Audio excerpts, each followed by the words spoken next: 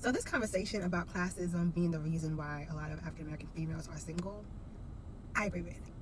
And let me tell you why.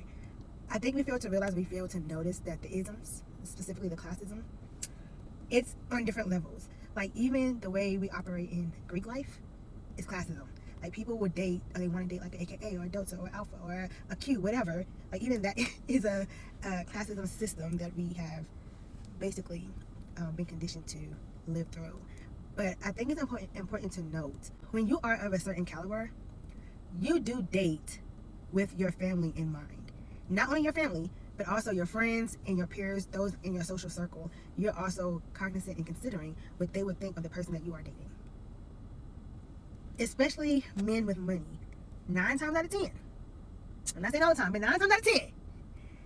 The female that they choose to date is like an added bonus that looked good on their arm. And I don't just mean physically. I also mean when you get to those levels, intellectually. Like, what do you represent? Where do you come from? And that's not about dating down or for females to date down. I'm specifically talking about men. When men get to a certain degree, they do not date for the connection, the same. And the same thing with females, to a degree.